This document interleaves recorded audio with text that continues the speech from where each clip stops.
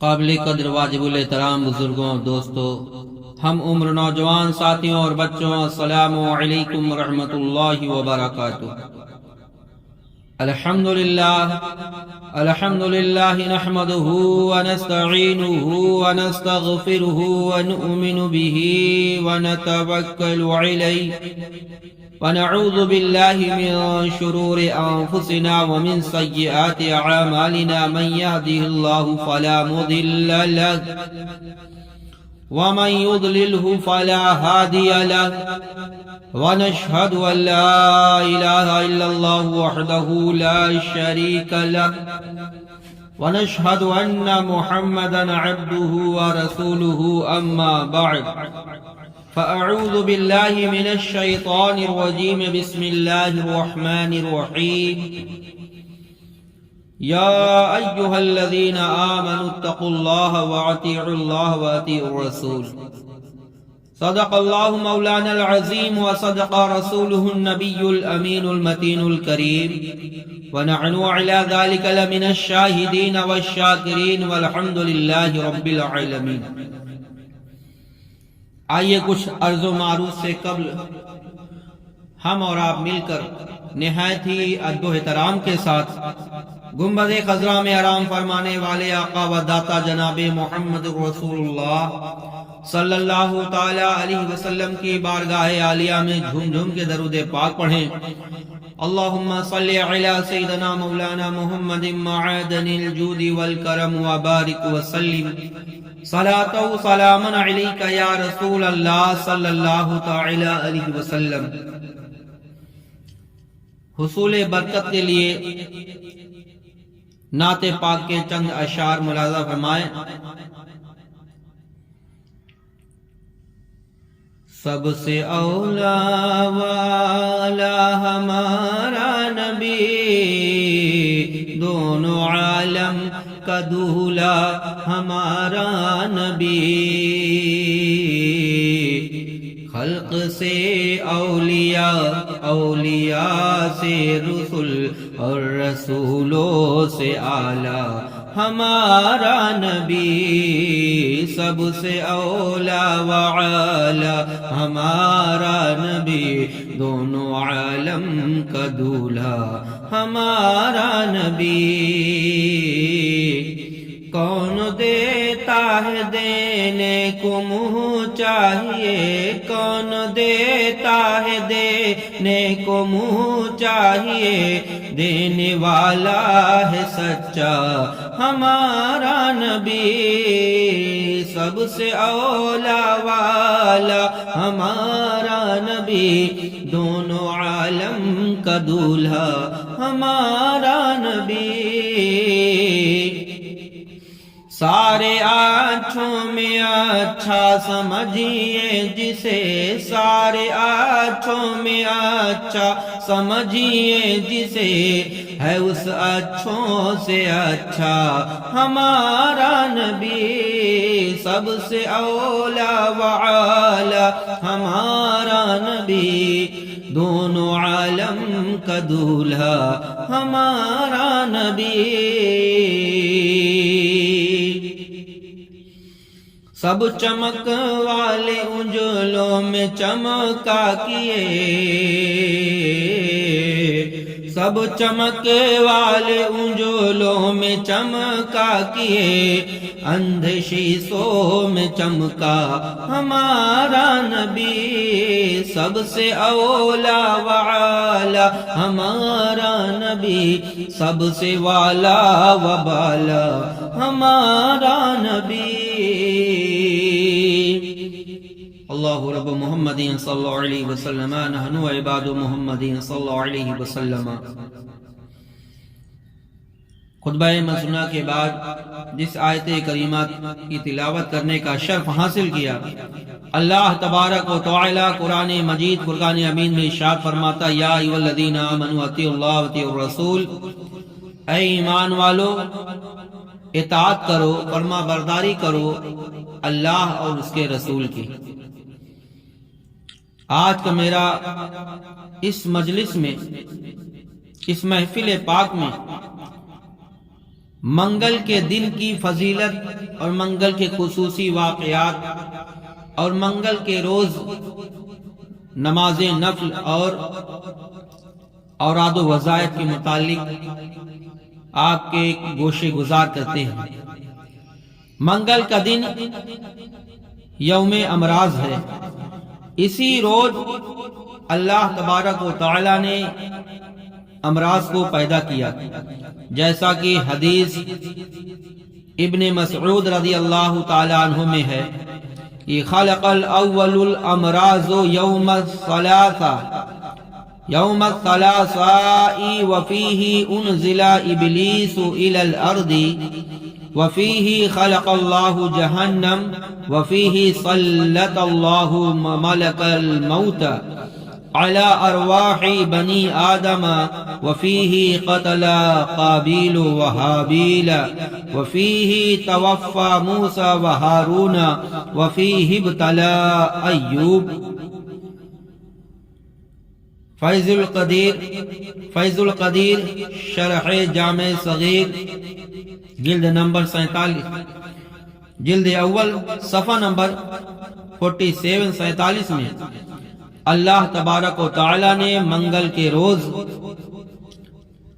مرضوں کو پیدا کیا، منگل کے دن بیماریوں کو پیدا کیا، اور منگل کے دن شیطان زمین کی طرف اتارا گیا، اور اسی روز اللہ تعالی نے جہنم کو پیدا کیا، اور اسی دن اللہ تعالی نے ملک الموت کو بنی آدم پر مسلط کیا روح نکالنے کے لیے، اور منگل کے روز منگل کے دن قابیل نے حضرت حابیل کو قتل کیا، اور اسی روز حضرت موسیٰ علیہ السلام اور حضرت ہارون علی نبینا و علیہم السلام نے وفات پائی، اور اسی منگل کے دن میں حضرت ایوب علیہ السلام مرض میں مبتلا ہوئے، اور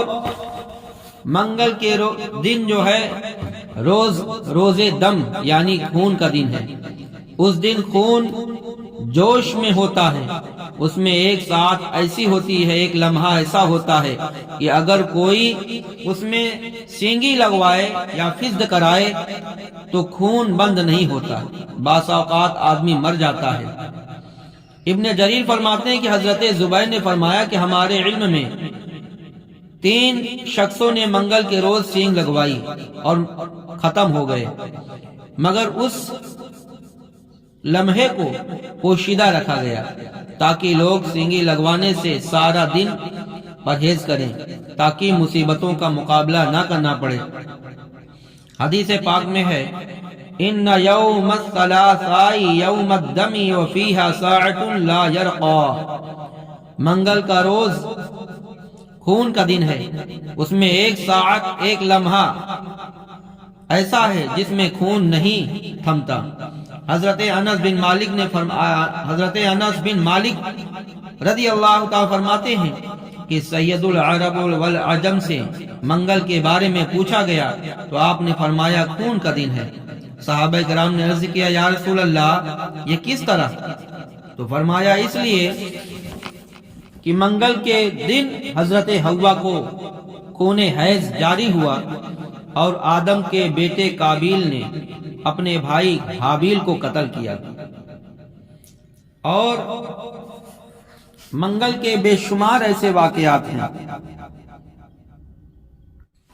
منگل کے دن کے اہم واقعات: منگل کے دن 7 آدمیوں کو قتل کیا گیا۔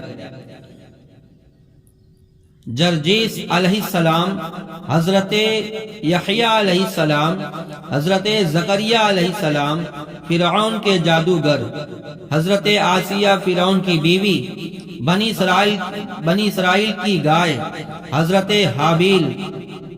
تو حضرت جرجیس کے قتل کی تفصیل اور واقعہ یوں ہے کہ حضرت جرجیس ابن فلسطین علیہ السلام فلسطین علیہ السلام کی بلکہ بجائے فلسطین نہیں بلکہ فلعین علیہ السلام درد پاخانہ بادشاہ جو بت پرست تھا بھاگے زمانے میں گزرے ہیں. اس بادشاہ نے ایک دن ایک تخت قائم کیا اور اس پر بتوں کو رکھا، پتھروں کو رکھا اور ان کو جوہرات اور موتیوں سے سجایا اور کستوری اور کافوری خوشبو دار کیا اور تخت کے سامنے آگ جلائی. جو آدمی اس کے بت کو سجدہ کرتا تھا اس کو چھوڑ دیتا تھا، جو سجدہ کرنے سے انکار کرتا تھا اسے آگ میں پھینک دیتا تھا. اللہ اکبر. تو اللہ سبحانہ تعالی نے حضرت جرجیس کو اس بادشاہ کے سامنے ہدایت کے لیے پیغمبر بنا کر بھیجا. آپ نے بادشاہ کو اللہ وحدہ لا شریک کی عبادت کی طرف دعوت دی کہ اے بادشاہ ایک اللہ کی عبادت کر، اور فرمایا بادشاہ تو کیوں ایسے بتوں کی پرستش کرتا ہے، عبادت کرتا ہے جو نہ کوئی بات سن سکتے ہیں اور نہ کچھ دیکھ سکتے ہیں، نہ ہی کسی مصیبت کو دفع کر سکتے ہیں. بادشاہ نے کہا جب سے میں نے بتوں کی عبادت شروع کی ہے تو مال و دولت اور دیگر نعمتوں سے مالا مال ہو گیا ہوں، مگر تیرے رب کی عبادت سے مجھے کوئی نعمت نہیں ملی. حضرت جرجیس علیہ السلام نے فرمایا دنیا کی نعمتیں فانی ہیں، ختم ہونے والی ہے اور جلد زائل ہو جاتی ہے، اور جنت کی نعمتیں ہمیشہ ہمیش کے لیے ہیں. اس میں اس مسئلہ پر کافی بحث مباحثہ ہوتا رہا. آخر کار بادشاہ نے حضرت جرجیس علیہ السلام کے قتل کا حکم دیا اور حکم دیا کہ سرسوں اور سرکہ کو کھولایا جائے اور پھر اس کو حضرت جرجیس کے بدن پر اونڈیل دیا جائے. لوہے کے کینچیوں سے ان کے بدن سے گوشت ایسے کھینچ لو کہ سوائے ہڈیوں کے کچھ باقی نہ رہے. چنانچہ ظالموں نے یہ سب کچھ کیا، مگر اللہ سبحانہ تعالی نے دوبارہ آپ کو بہتر صورت پر زندہ فرما دیا. تو آپ نے بلند آواز سے کہا، بادشاہ کو فرمایا اے کافر لا الہ الا اللہ پڑھ. بادشاہ غصہ میں آیا اور حکم دیا کہ لوہے کے 6 کیل میخیں لاؤ، اور وہ لائے گئیں. تو آپ کے ہاتھوں میں 2 کیل اور 2 پاؤں میں، ایک سر میں ایک جگر پر ٹھونک دیا گیا. تو اللہ تعالی نے ایک فرشتہ بھیجا جس نے یہ سب کیل آپ کے اعضاء سے نکال دیے اور آپ کے زندہ کھڑے ہو کر فرمایا، آپ نے زندہ کھڑے ہو کر فرمایا اے کافر لا الہ الا اللہ پڑھو. پھر بادشاہ نے ایک ڈیگ منگوائی اور اس کے نیچے آگ لگائی. حضرت جرجیس علیہ السلام کو ڈیگ میں ڈال دیا تاکہ وہ کباب ہو کر ختم ہو جائیں، مگر اللہ تعالی نے ڈیگ کے ساتھ ایک ٹھنڈا چشمہ جاری فرما دیا جس کی وجہ سے آپ کے کسی بال کو تکلیف نہ پہنچی. اس کے بعد بھی ظالم نے آپ کو طرح طرح کی عذاب دیے. بعض نے 70 کی تعداد بتائی ہے، یعنی 70 مرتبہ آپ کو تکلیف پہنچائی ہے، اور بعض کتابوں میں ہے کہ حضرت جرجیس علیہ السلام کو ظالم حکمران نے 100 قسم کی عذاب میں مبتلا کیا تھا، مگر قدرت الہی سے آپ سلامت رہے. آخر ظالم حکمراں تنگ ہو کر کہنے لگا جرجیس اگر ایک بات میری مان لو تو میں تیرے ہر حکم کی اطاعت کروں گا. صرف اتنی بات ہے کہ آپ میرے لیے بت کے سامنے صرف ایک ہی دفعہ جھک جاؤ تو میں تمہاری ہر بات ماننے کے لیے تیار ہوں. اللہ اکبر. تو حضرت جرجیس علیہ السلام خاموش ہو گئے. کافر سمجھا کہ شاید میری بات قبول کر لی گئی ہے. ظالم بادشاہ نے کہا جرجیس میں نے تجھے بے شمار تکلیفیں دی اور طرح طرح کی عذاب دیے. آج میرے ساتھ محل میں چلو تاکہ رات آرام سے بسر کرو. آپ شاہی محل میں تشریف لے گئے مگر ساری رات نماز اور تلاوت میں گزار دیے، سبحان اللہ، اور زبور شریف کی تلاوت کرتے رہے۔ بادشاہ کی عورت آپ کے قرات سن کر بہت متاثر ہوئی اور رونے لگ گئی، آخر کار مسلمان ہو گئی۔ جب حضرت جرجیس شاہی محل سے رخصت ہونے لگے تو بادشاہ نے آپ کو سجدہ بت کی طرف پھر دعوت دی، مگر آپ نے قبول نہ فرمائی تو ظالم نے ایک بڑھیا جس کا بچہ گنہگار بہرا تھا گھر میں بند کروا دیا اور انہوں نے کھانا پینا بھی بند کر دیا۔ بڑھیا کے گھر میں ایک بیری کا خشک درخت تھا جو آپ کے دعا کی برکت سے سر سبز ہو گیا اور اس پر عمدہ پھل لگ گیا۔ جب بڑھیا نے بیری کو دیکھا تو اسلام لے آئی اور حضرت جرجیس علیہ السلام سے اپنے بیمار بچے کی صحت کے لیے دعا کی درخواست کی۔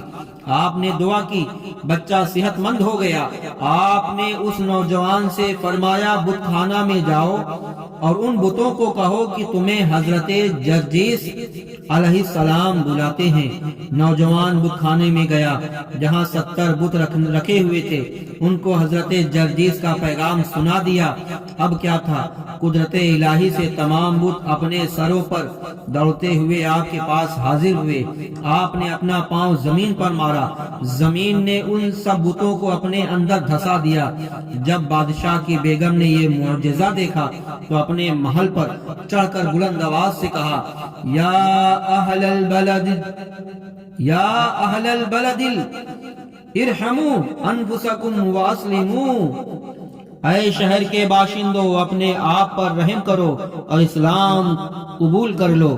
بادشاہ نے اپنی عورت سے کہا، میں 70 سال سے بے شمار معجزات دیکھ رہا ہوں مگر اسلام قبول نہیں کیا، تو نے صرف ایک معجزہ دیکھ کر اسلام قبول کر لیا۔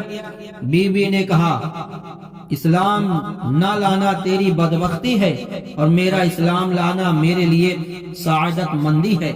ظالم بادشاہ نے غصے میں آ کر اپنی بیوی کو قتل کر دیا۔ پھر جرجیس نے بارگاہ الہی میں دعا مانگی، الہی 70 سال سے کفار نابکار کی طرف سے مصیبت جھیل رہا ہوں اور اب طاعت جواب دے گئی ہے، لہذا مجھے شہادت نصیب فرما اور ان ظالموں پر سخت عذاب نازل فرما۔ آپ کی دعا قبول ہوئی، ظالموں نے تلواریں کھینچ لی اور آپ کو شہید کر دیا۔ پھر آسمان سے ایک آگ نازل ہوئی جس نے ان سب ظالموں کو جلا کر راکھ کر دیا۔ یہ سارا واقعہ منگل کے دن پیش آیا اور منگل کے دن حضرت یحییٰ علیہ السلام کا قتل ہونا۔ منگل کے دن حضرت یحییٰ علیہ السلام کو ظالم حکمران نے قتل کیا، جس کا مختصر واقعہ یوں ہے کہ بنی اسرائیل میں ایک بادشاہ تھا، اس کی بیوی تھی جس کی ایک لڑکی دوسرے شوہر سے تھی۔ یہ چاہتی تھی کہ اپنی لڑکی کا نکاح اپنے شوہر سے کرا دے تاکہ وہ کسی اور کے ساتھ شادی نہ کر لے۔ اس نے ایک دعوت کی جس میں حضرت یحییٰ علیہ السلام کو مدعو کیا گیا۔ عورت نے آپ سے اجازت مانگی، میں اپنی لڑکی کا نکاح اپنے شوہر سے کروں؟ آپ نے صاف فرما دیا، یہ بات دین اسلام میں حرام ہے کہ اپنی بیٹی باپ سے نکاح کرے یا باپ بیٹی سے نکاح کرے۔ اتنا فرما کر آپ وہاں سے چلے گئے۔ بادشاہ کی بیوی آپ پر ناراض ہو گئی اور آپ کے قتل کی تدبیریں سوچنے لگی، موقع تلاشنے لگی۔ ایک دن اس نے اپنے شوہر کو شراب پلائی اور اپنی لڑکی کو آراستہ پیراستہ کر کے بادشاہ کے سامنے پیش کیا اور کہنے لگی، یحییٰ علیہ السلام انکار کرتے ہیں، اس لڑکی کا نکاح تمہارے ساتھ کیا جائے۔ بادشاہ نے اسی وقت حضرت یحییٰ علیہ السلام کو بلایا اور اپنی بیٹی کی لڑکی کے ساتھ نکاح کرنے کا مسئلہ پوچھا۔ آپ نے فرمایا، یہ صاف حرام ہے، یہ نکاح نہیں ہو سکتا۔ بادشاہ نشے میں چور تھا، فوراً حکم دیا کہ یحییٰ علیہ السلام کو قتل کر دو۔ چنانچہ آپ کو بکری کی طرح ذبح کیا گیا۔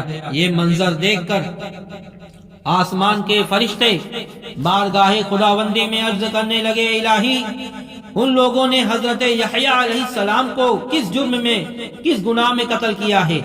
تو باری تعالیٰ نے فرمایا سیدنا حضرت یحییٰ علیہ السلام نے نہ تو کوئی جرم کیا ہے اور نہ اس کا کبھی ارادہ کیا ہے، لیکن وہ مجھ سے محبت کرتا تھا اور میں اس سے محبت کرتا ہوں، اور محبت میں قتل ہونا لازمی بات ہے۔ جب حضرت سین حلاج رحمت اللہ تعالی علیہ کو 15 دن تک نظر بند کر دیا گیا تو حضرت شبلی علیہ رحمت الرضوان ان کے پاس آئے اور پوچھا، اے حسین محبت کیا ہے؟ فرمایا محبت کا سوال آج نہ کرو اور کل اس کے متعلق پوچھنا۔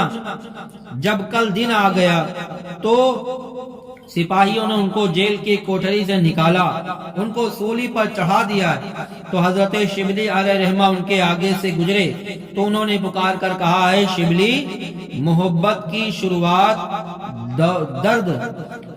شروعات دور جلنا ہے اور آخر کار قتل ہونا ہے۔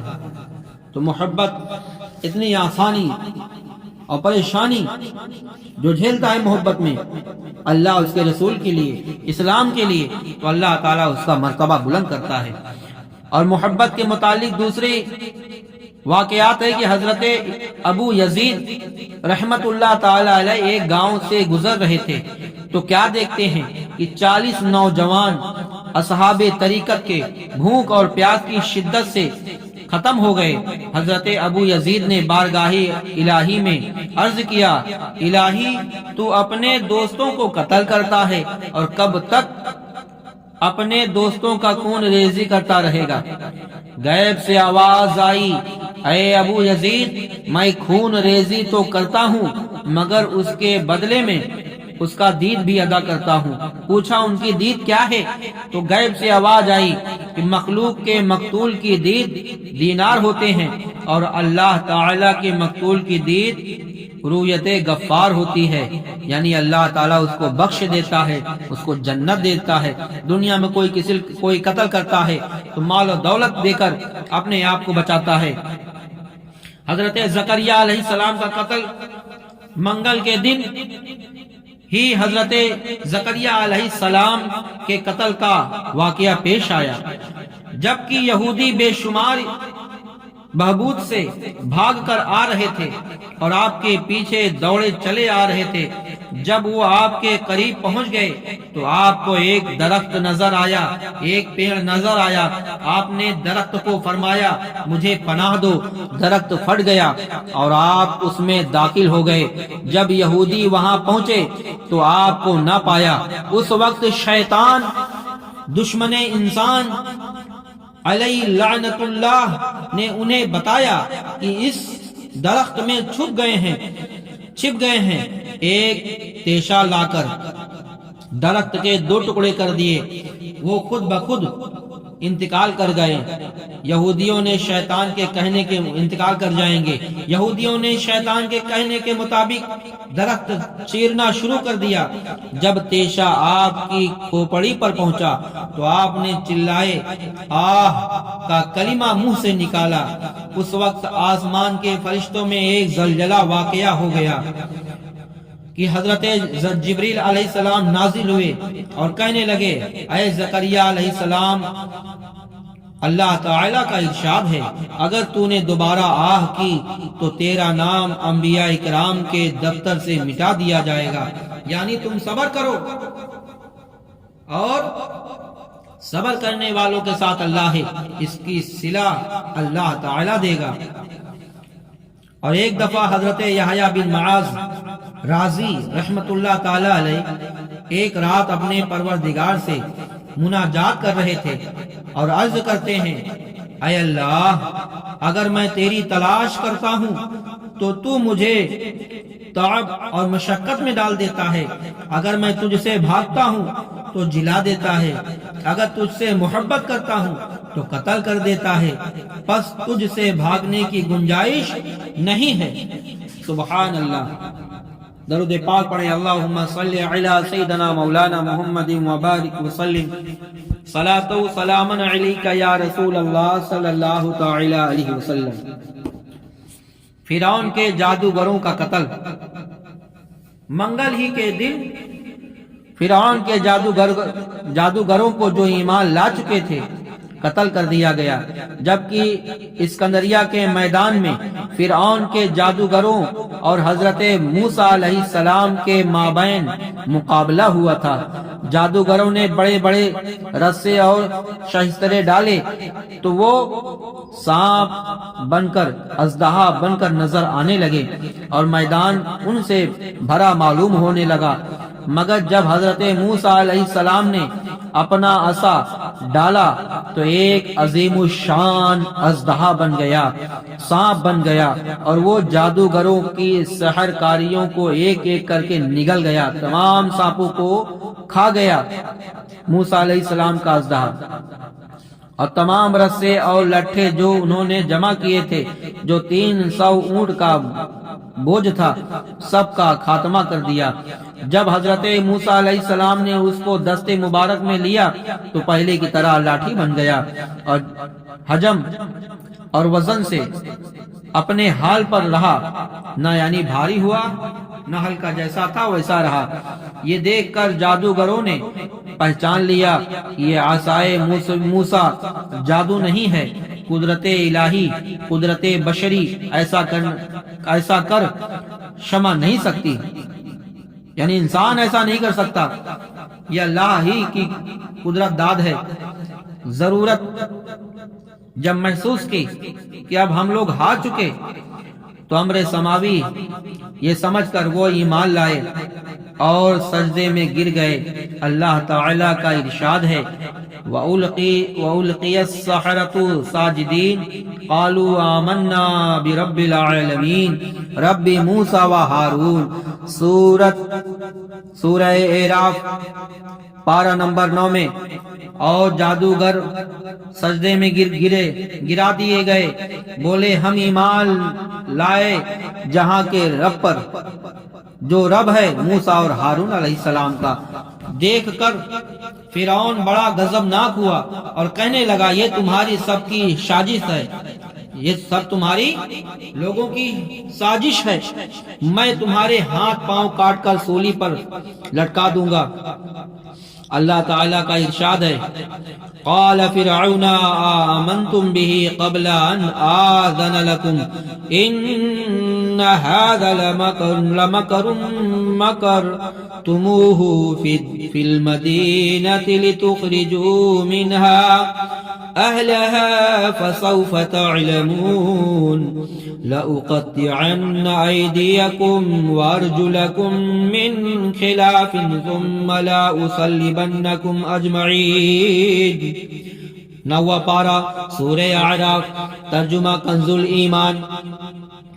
کہ فرعون بولا تم اس پر ایمان لے آئے قتل قبل اس کے کہ میں تمہیں اجازت دوں، یہ تو بڑا جال فریب ہے جو تم سب نے شہر میں پھیلایا ہے کہ شہر والوں کو اس سے نکال دو، تو اب جان لوگے قسم ہے تمہارے ایک طرف ہاتھ اور دوسری طرف کے پاؤں کاٹوں گا، پھر تم سب کو سولی دوں گا۔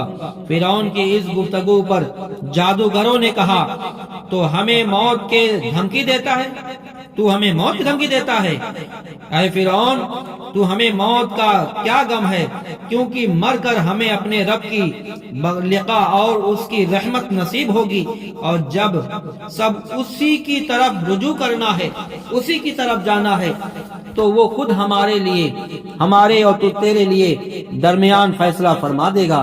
اللہ جل شانہ فرماتا ہے قالوا انا الى ربنا منقلبون وما تنقم منا إلا أن آمنا بآيات ربنا لما جاءتنا ربنا افرغ علينا صبرا وتوفنا مسلمین۔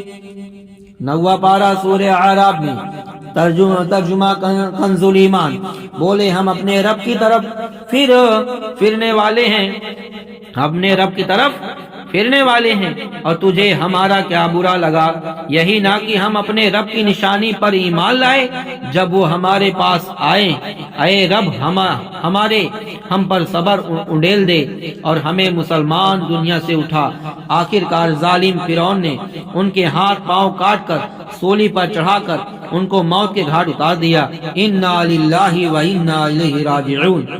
حدیث شریف میں ہے کہ جب حضور اقدس صلی اللہ تعالی علیہ وسلم نے شب معراج آسمانوں کی سیر فرمائی تو فرماتے ہیں کہ میں نے جنت میں درختوں پر سب رنگ کے پرندے ملاحظہ فرمائے، میں نے ان کے بارے میں پوچھا تو معلوم ہوا کہ یہ حضرات کہ ان کی روحیں ہیں جن کو فرعون نے سولی پر چڑھا کر موت کے گھاٹ اتار دیا تھا۔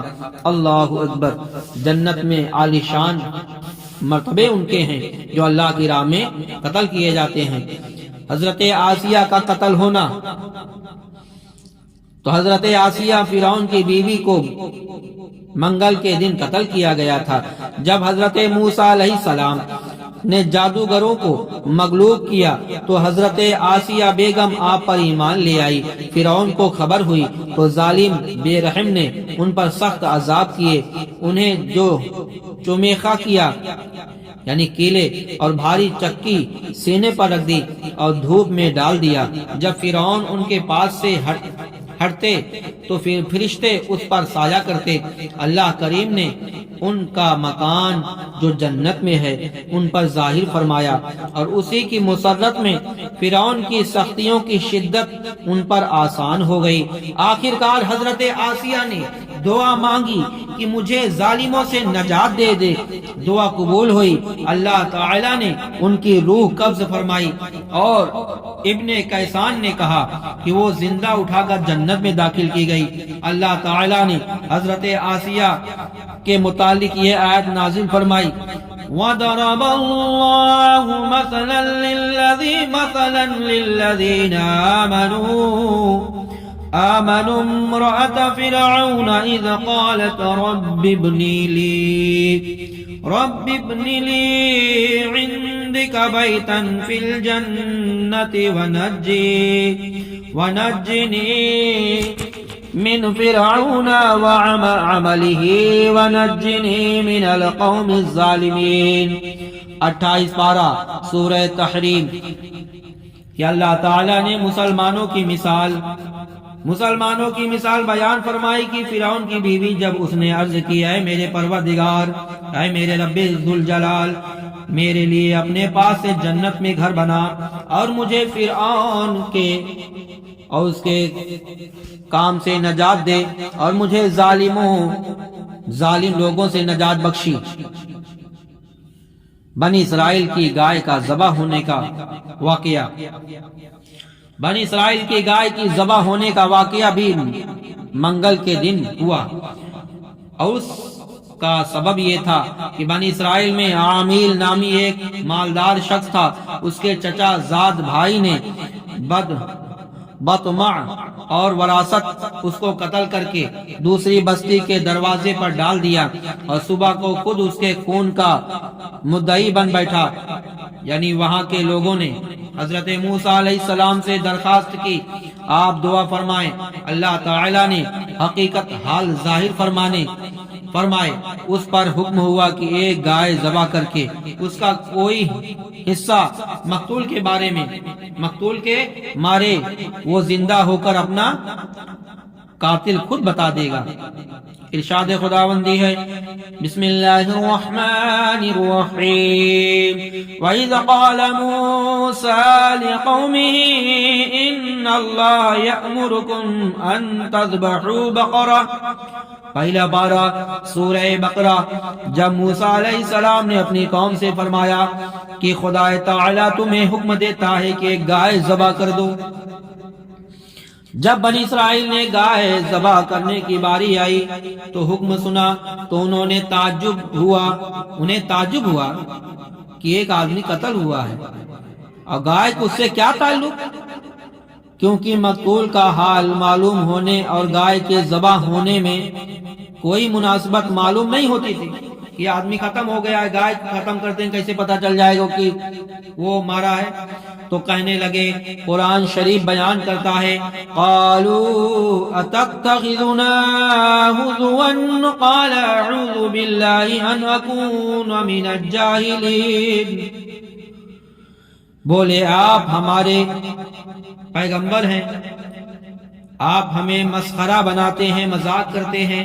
فرمایا خدا کی پناہ، موسیٰ علیہ السلام نے کہا خدا کی پناہ، ایک نبی مذاق نہیں پسند کرتا، بےہودہ، خدا کی پناہ میں جاہلوں سے ہوں، یعنی میں جاہلوں میں ہوں جو میری بات کو مذاق سمجھ رہے ہیں۔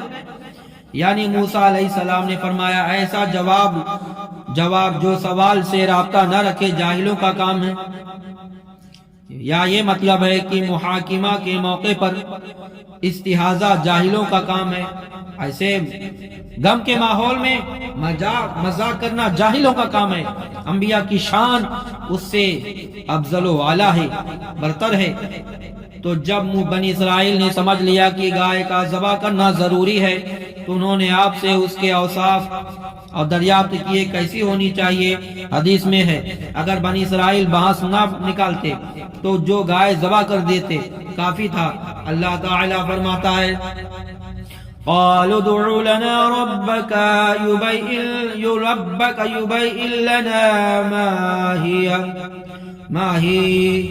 قال إنه يقول إنها بقرة لا فارض ولا بكر عوان بين ذلك فافعلوا ما تؤمرون قالوا ادع لنا ربك يبين لنا ما لونها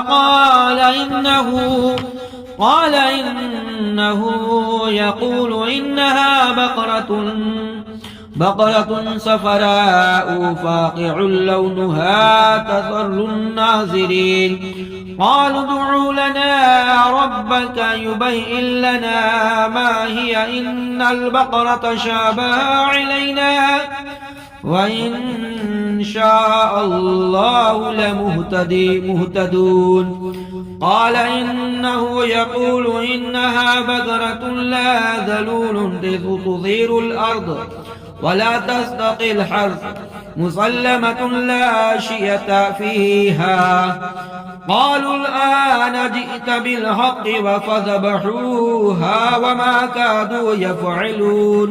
پہلا پارہ سورہ بقرہ۔ بولے اپنے رب سے دعا کیجئے کہ وہ ہمیں بتا دے کہ گائے کیسی ہونی چاہیے۔ کہا وہ فرماتا ہے کہ وہ ایک گائے ہے، نہ کبھی نہ وہ بوڑھی ہو نہ سر، بلکہ یعنی نہ بوڑھی ہو اور نہ کم عمر ہو، بلکہ ان کے بیچ میں تو کرو جس کا تمہیں حکم دیا گیا۔ بولے کہ اپنے رب سے دعا کیجئے۔ پھر وہ کیا کرنے لگے کہ بچہ یہ بتائیے کہ کلر کون سی ہونی چاہیے، ہمیں بتا دیں اس کا رنگ کیسا ہونا چاہیے۔ تو کہا وہ فرماتا ہے وہ ایک پیلی گائے جس کی رنگت ڈہڈہاتی دیکھنے والے کو خوشی دیتی ہو، تسر الناظرین لوگوں کو بھانے والی ہو۔ بولے اپنے رب سے دعا کیجئے کہ ہمارے لیے صاف بیان کر دے وہ گائے کیسے ہے، بے شک گایوں میں ہم کو شبہ پڑ گیا، اللہ تعالیٰ چاہے تو ہم راہ پا جائیں گے۔ کہا وہ فرماتا ہے وہ ایک گائے ہے جس سے خدمت نہیں لی جاتی کہ زمین جوتے نہ کھیتی پانی دے، بے عیب ہے جس میں کوئی داغ نہیں۔ بولے اب آپ کی بات لائے ہیں تو اسے ذبح کیا، اور ذبح کرتے معلوم نہ ہوتے تھے۔ جب بنی اسرائیل کو تشفی ہوئی، پوری شان و صفات معلوم ہوئی، تو پھر انہوں نے گائے کی تلاش شروع کی۔ ان اطراف میں ایسے صرف ایک گائے تھی۔ اس کا حال یہ ہے کہ بنی اسرائیل میں ایک شخص صالح نیکوکار تھا، اس کا ایک چھوٹا بچہ تھا، ان کے پاس سوائے ایک گائے کے بچے کے کچھ نہ رہا۔ انہوں نے اس کی گردن پر مہر لگا کر اللہ تعالیٰ کے نام پر چھوڑ دیا اور بارگاہ حق میں عرض کیا، یا رب، میں اس بچیا کو اپنے اس بیٹے کے لیے تیرے پاس ودیعت امانت رکھتا ہوں، جب میرا یہ فرزند بڑا ہو یہ اس کے کام آئے۔ ان کا تو انتقال ہو گیا، یعنی اس کے باپ کا انتقال ہو گیا۔ بچیا جنگل میں اللہ کی حفاظت میں پرورش پاتی رہی۔ جب انتقال ہونے والے کا لڑکا بڑا ہوا تو اللہ تعالیٰ کے کرم سے صالح متقی ہوا، ماں کا فرما بردار تھا۔ ایک روز اس کی والدہ نے کہا، اے نور نظر، تیرے باپ نے تیرے لیے فلاں جنگل میں خدا کے نام ایک بچیا چھوڑ دی ہے، اب وہ جوان ہو گئی ہوگی، اس کو جنگل سے لا، اللہ تعالیٰ سے دعا کر کہ وہ تجھے عطا فرمائے۔ لڑکے نے گائے کو جنگل میں دیکھا اور والدہ کی بتائی ہوئی علامتیں اس میں پائی۔ اس کو اللہ تعالیٰ کی قسم دے کر بلایا تو وہ حاضر ہوئی۔ جوان اس کو والدہ کی خدمت میں پیش کیا۔ والدہ نے بازار میں لے جا کر 3 دینار پر بیچنے کے لیے حکم دیا، یہ شرط کی سوا ہونے پر اس کی اجازت حاصل کی جائے۔ اس زمانے میں گائے کی قیمت ان اطراف میں 3 دینار ہی تھی۔ جو ان سب جوان جب اس گائے کو بازار میں لایا تو ایک فرشتہ خریدار کی صورت میں آیا اور اس نے گائے کی قیمت 6 دینار لگائی، مگر اس شرط پر کہ جوان والدہ کی اجازت کا پابند نہ ہو۔ جب کہا کہ میں 6 دینار دوں گا تو لڑکے نے کہا، میری ماں نے 3 دینار کی بیچنے کے لیے کہا ہے، میں کیسے 6 دینار کی بیچ لوں؟ اگر اپنی ماں سے اجازت لے لوں، میری ماں کہہ دے گی تو میں دے دوں گا۔ فرشتہ نے کہا، نہیں، اگر ماں سے پوچھو گے تو نہیں۔ اس کی والدہ نے 6 دینار قیمت منظور کر لی۔ والدہ سے تمام قصہ جا کر اولاد نے بتایا، لڑکے نے بتایا تو اس کی والدہ نے کہا، جا 6 دینار کو بیچ دو، تو اجازت دے دی۔ مگر بئی میں پھر دوبارہ اپنی مرضی دریافت کرنے کی شرط کی کہ مرضی میری ہوگی، پیسہ آپ کا ہوگا۔ جوان پھر بازار میں آیا۔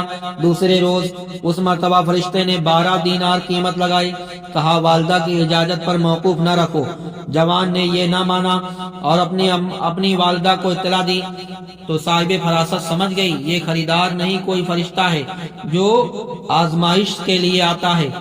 بیٹے سے کہا، اب کی مرتبہ اس خریدار سے یہ کہنا کہ اب آپ ہمیں اس گائے کے فروخت کرنے کا حکم دیتے ہیں یا نہیں؟ لڑکے نے یہی کہا۔ فرشتہ نے جواب دیا، ابھی اس کو روکے رکھو، جب بنی اسرائیل خریدنے آئے تو اس کی قیمت یہ مقرر کرنا کہ اس کی کھال میں سونا بھر دیا جائے۔ جوان گائے کو گھر لایا اور بنی اسرائیل جستجو کرتے ہوئے ان کے مکان کے پاس پہنچے تو یہی قیمت طے کی۔ حضرت موسیٰ علیہ السلام نے کی ضمانت پر وہ گائے بنی اسرائیل کے سپرد کی، جنہوں نے منگل کے دن گائے کو ذبح کیا۔ اس واقعہ سے پتہ چلتا ہے کہ والدین کی فرما برداری سے انسان کو دین و دنیا ملتی ہے، اور یہ بھی معلوم ہوا کہ جو شخص اپنے عیال کو، پریوار کو اللہ کریم کے سپرد کرتا ہے، اللہ تعالیٰ اس کی ایسی مدد فرماتا ہے، ایسی پرورش کر فرماتا ہے کہ اس کے متعلق ایک اور واقعہ آئیے میں آپ کو سناتا ہوں کہ فقیر ہمارے حق میں آپ دعا فرمائیں۔ ایک شخص سیدنا عمر فاروق رضی اللہ تعالی عنہ کی خدمت میں حاضر ہوا۔ اس کے ساتھ اس کا بچہ بھی تھا۔ بچہ اپنے والد کے ساتھ کامل مشابہت رکھتا تھا۔ سیدنا حضرت عمر فاروق نے تعجب فرماتے ہوئے کہا، میں نے کسی بچے کو اپنے والد کے ساتھ اس سے زیادہ مشابہت رکھنے والا نہیں دیکھا۔ عمر فاروق نے فرمایا، یہ بچہ ہو بہو ایک دم کاپی ہے، اپنے باپ پر گیا ہے۔ اور اس سے زیادہ میں نے کبھی آج تک ایسے بچہ نہ دیکھا جو اپنے پورا باپ کو پڑھا ہو۔ تو امیر المومنین عمر فاروق سے فرما میرے اس بچے کی عجیب شان ہے، یہ 9 ماہ قبر میں رہا، یہ 9 مہینے قبر میں رہا، پھر قدرت الہی سے باہر آیا۔ امیر المومنین حضرت عمر فاروق بن خطاب رضی اللہ تعالی عنہ فرمایا، اے شخص یہ تو کیا کہہ رہا ہے، یہ تو کیا کہہ رہا ہے؟ وہ شخص بولا، میں نے ایک دفعہ سفر کا ارادہ کیا، اس وقت یہ بچہ اپنی ماں کے پیٹ میں تھا، میں نے 2 رکعت نماز نفل پڑھی اور ہاتھ اٹھا کر دعا مانگی، الہی میں اپنے اس بچے کو جو اپنی ماں کے پیٹ میں ہے تیرے سپرد کرتا ہوں، جب میں سفر سے واپس آؤں تو اسے صحیح سلامت مجھے واپس کر دینا۔ تو میں سفر پر روانہ ہو گیا اور مجھے وہاں 9 مہینے لگ گئے۔ جب میں واپس آیا تو دیکھا کہ میری بیوی فوت ہو چکی ہے۔ میں اس کی زیارت کے لیے اسی قبر پر گیا اور وہاں بہت رویا۔ اچانک قبر سے آواز آتی سنائی دی، میں بڑا حیران ہوا۔ آخر کار قبر کو کھودا تو کیا دیکھتا ہوں کہ میری بیوی کا تمام بدن گل سڑ گیا ہے، صرف اس کے پستان سلامت ہیں جس سے بچہ دودھ پی رہا ہے۔ میں نے بچہ اٹھایا اور کہا، الہی تیرا بڑا احسان ہے، تو نے میرا بچہ مجھے واپس دے دیا، اگر تو میری بیوی بھی لوٹا دے تو تیرا بڑا احسان ہوگا۔ اتنے میں غیب سے آواز آئی، تو نے صرف بچہ ہی میرے سپرد کیا تھا، وہ تجھے صحیح سلامت واپس کر دیا، اگر تو بچہ اور بیوی دونوں کو میرے حوالے کرتا تو بیوی کو بھی صحیح سلامت اللہ تعالیٰ تجھ کو عطا کر دیتا۔ سبحان اللہ۔ تو حضرت حابیل کا قتل، حضرت حابیل کو اللہ تعالی کے کرم سے اللہ تبارک و تعالی حضرت آدم علیہ السلام، درود پاک پڑھیں، اللہم صلی علی سیدنا مولانا محمد مبارک وسلم، صلاۃ و سلام علیک یا رسول اللہ صلی اللہ تعالی علیہ وسلم۔ تو حضرت حابیل کو اپنے بھائی قابیل نے، یعنی حضرت آدم علیہ السلام کہ جب مائی حوا سے بچے پیدا ہوتے تھے تو ایک لڑکا ایک لڑکی پیدا ہوتے تھے، تو اس سال جو ایک لڑکا لڑکی پیدا ہوئے ہیں، پھر آئندہ سال جو ایک لڑکا لڑکی پیدا ہوتے ہیں تو اس لڑکی کا اس لڑکے کے ساتھ اور اس لڑکی کا اس لڑکے کے ساتھ نکاح ہوتا۔ تو حضرت حابیل کو اپنے بھائی قابیل نے منگل کے دن قتل کیا تھا۔ اس کی وجہ یہ تھی کہ حضرت حوا کے حمل میں ایک لڑکا ایک لڑکی پیدا ہوتے تھے، ایک مل کے لڑکے دوسرے حمل کی لڑکی کے ساتھ نکاح کیا جاتا، اور جب آدمی صرف سیدنا آدم علیہ السلام کی اولاد میں منحصر تھے، زیادہ انسان نہ تھے، تو مناحقیت کی اور کوئی سبیل ہی نہ تھی، کوئی نکاح کرنے کا کوئی راستہ ہی نہیں تھا۔ اسی دستور کے مطابق حضرت آدم نے قابیل کا نکاح لیوازہ سے جو حابیل کے ساتھ پیدا ہوئی تھی، حابیل کا اقلیمہ سے جو قابیل کے ساتھ پیدا ہوئی تھی کرنا چاہا تو قابیل اس پر راضی نہ ہوا، چونکہ اقلیمہ زیادہ خوبصورت تھی، اس لیے اس کا طلبگار ہوا۔ حضرت آدم علیہ السلام نے فرمایا کہ وہ تیرے ساتھ پیدا ہوئی ہے، لہذا تیری بہن ہے، اس کے ساتھ تیرا نکاح حلال نہیں۔ قابیل کہنے لگا، یہ تو آپ کی رائے ہے، اللہ تعالیٰ کا حکم نہیں ہے۔ آپ نے فرمایا تو تم دونوں قربانیاں لاؤ، جس کی قربانی قبول ہو جائے وہی اقلیمہ کا حقدار ہے۔ اس زمانے میں قربانی مقبول ہوتی تھی، آسمان سے ایک آگ اتر کر اس کو کھا لیا کرتی تھی تو قبول ہونے کی علامت تھی۔ قابیل نے ایک انبار گندم اور حابیل نے ایک بکری قربانی کے لیے رکھ دیا گیا تو آسمان سے آگ آئی، حابیل کی قربانی کو لے لیا، قابیل کے گیہوں کو چھوڑ کر چلی گئی، وہ آگ نہیں جلائی نہیں کھائی۔ اس پر قابیل کے دل میں بہت بغض اور حسد پیدا ہو گیا۔ اللہ تعالیٰ اس واقعہ کو قرآن مجید میں ارشاد فرماتا ہے، دوسرے پارہ سورہ مائدہ، چھٹا پارہ سورہ مائدہ میں، وَاتْلُ عَلَيْهِمْ نَبَأَ ابْنِ آدَمَ بِالْحَقِّ إِذْ قَرَبَا قُرْبَانًا فَتُقَبِّلَ مِنْ أَحَدِهِمَا وَلَمْ يُتَقَبَّلْ مِنَ الْآخِرِ اور انہیں پڑھ کر سناؤ آدم کے دو بیٹوں کی سچی خبریں، جب دونوں نے ایک ایک نیا نیاز پیش کی تو ایک کی قبول ہوئی اور دوسرے کی نا قبول ہوئی۔ جب حضرت آدم علیہ السلام حج کے لیے مکہ مکرمہ تشریف لے گئے تو قابیل نے از راہ حسد حابیل کو کہا میں تجھ کو قتل کروں گا۔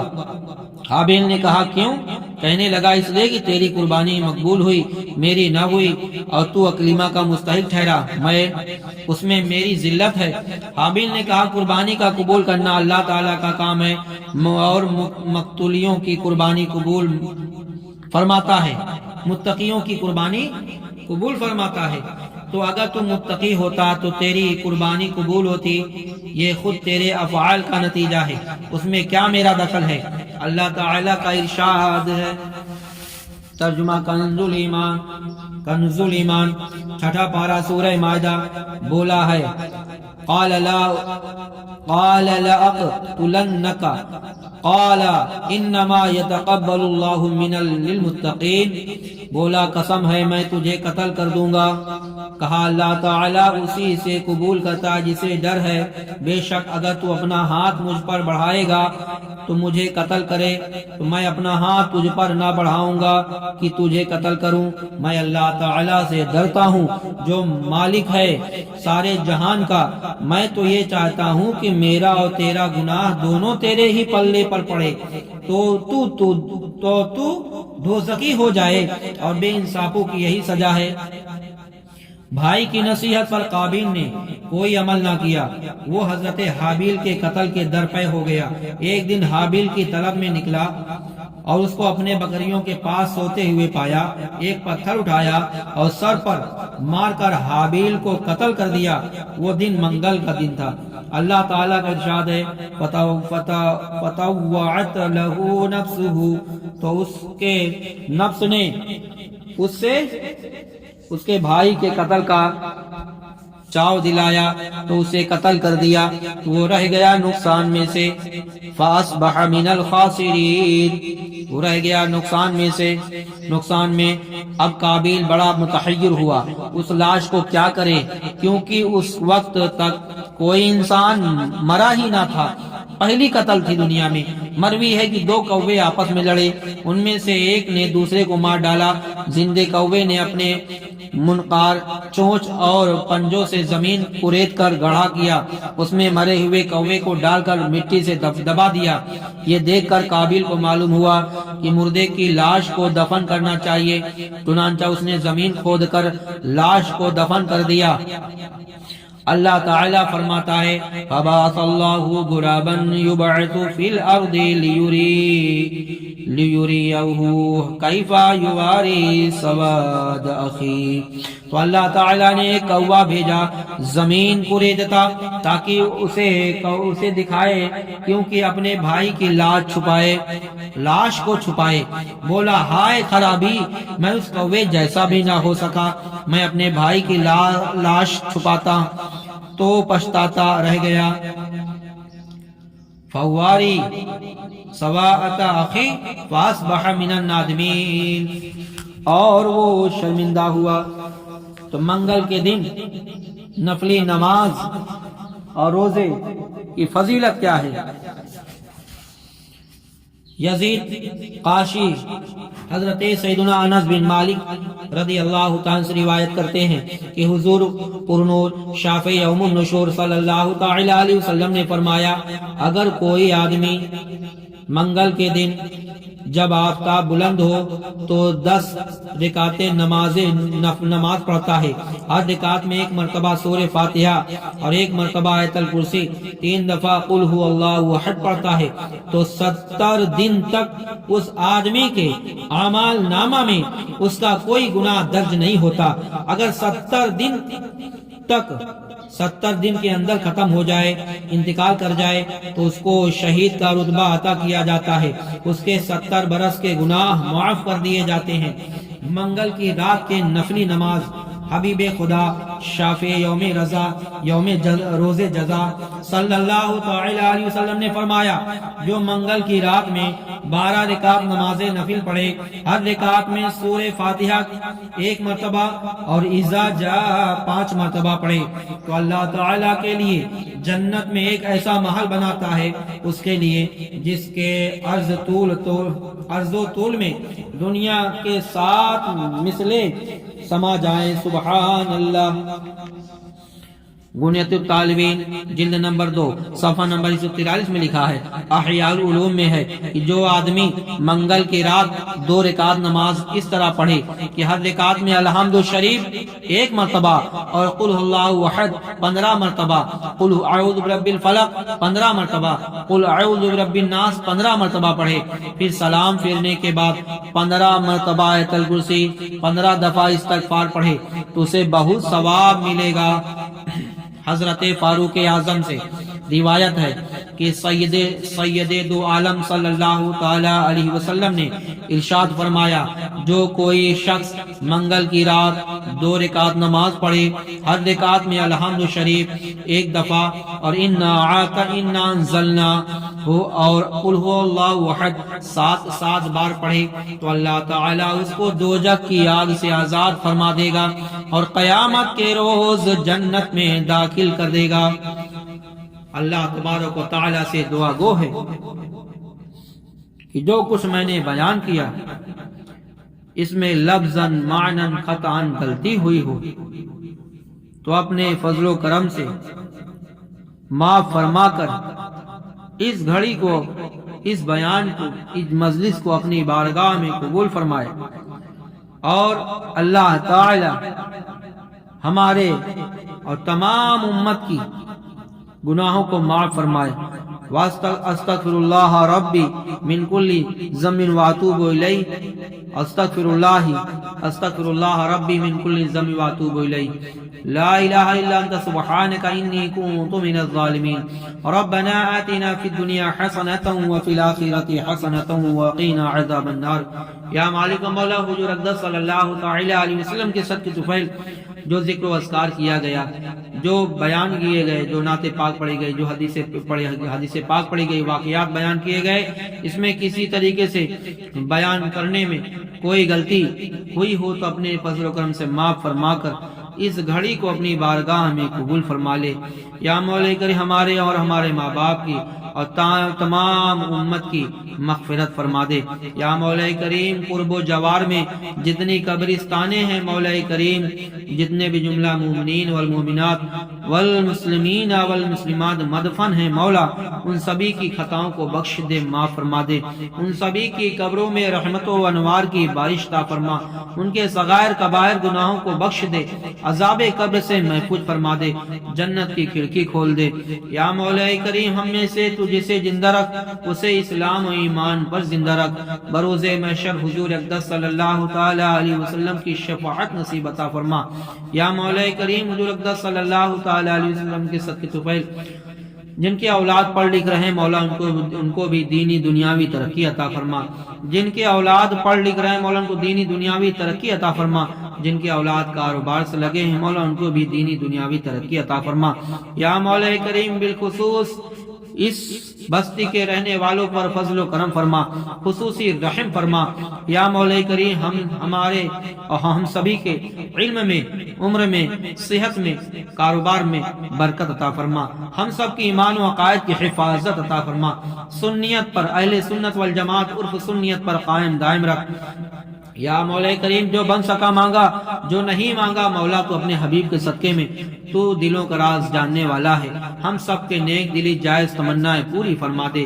ربنا آتنا فی الدنیا حسنۃ وفی الآخرۃ حسنۃ وقنا عذاب النار وقنا عذاب القبر وقنا عذاب الحشر وقنا عذاب الصراط۔ وقال اللہ تعالی فی شان حبیبہ الکریم ان اللہ وملائکتہ یصلون علی النبی یا ایھا الذین آمنوا صلوا علیہ وسلموا تسلیما۔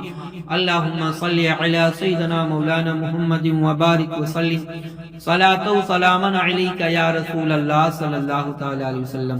جب دمے واپسی ہو یا اللہ ہم سب ہو مدینے میں لب پہ ہو لا الہ الا اللہ محمد رسول اللہ صلی اللہ علیہ وسلم۔ تجھے جانا تجھے مانا نہ رکھا غیر سے کام، للہ الحمد میں دنیا سے مسلمان گیا۔ آج لے ان کی پناہ آج مدد مانگ ان سے، پھر نہ مانیں گے قیامت میں اگر مان گیا۔ ذکر روکے فضل کاٹے نقص کا جویا رہے، پھر کہے مردو کی امت رسول اللہ کی۔ تجھ سے اور جنت سے کیا مطلب، وہاں بھی دور ہو ہم رسول اللہ کے، جنت رسول اللہ کی۔